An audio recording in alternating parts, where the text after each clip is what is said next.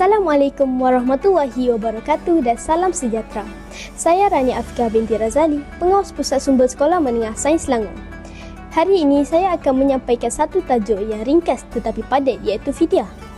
Fidyah ialah denda yang dikenakan kepada seseorang Islam yang telah baligh kerana melakukan pelanggaran hukum ibadah puasa, haji dan yang berkaitan. Seseorang itu wajib membayar fidyah mengikut bilangan hari yang ditinggalkan. Hukum membayar fidyah ialah wajib. Fidyah akan menjadi hutang kita kepada Allah Subhanahu Wa Taala jika tidak dilaksanakan.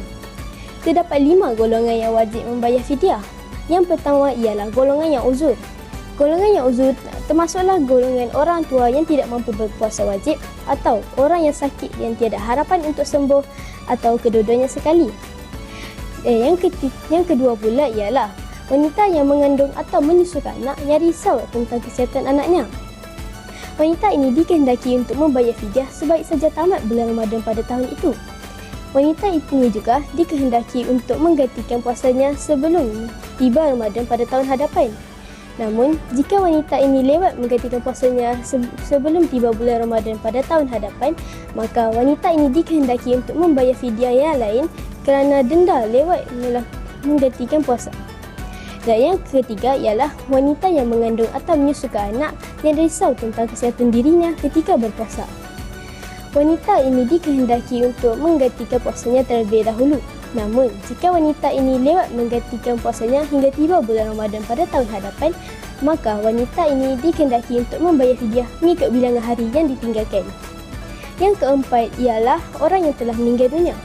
Fidyah bagi orang yang telah meninggal dunia ini perlulah dilaksanakan oleh waris-warisnya mengikut bilangan hari yang tidak berpuasa sebelum pusaka dilakukan. Dan yang kelima, yang terakhir sekali ialah orang yang sengaja tidak berpuasa wajib.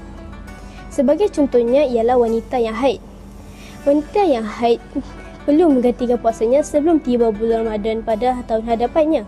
Jika wanita ini tidak sempat menggantikan puasanya hingga tiba bulan Ramadan pada tahun hadapannya, wanita ini dikehendaki untuk membayar fidyah mengikut bilangan hari yang ditinggalkan. Bayaran fidyah akan berganda mengikut bilangan tahun yang tidak digantikan. Itu saja daripada saya. Sekian, terima kasih. Selamat berpuasa.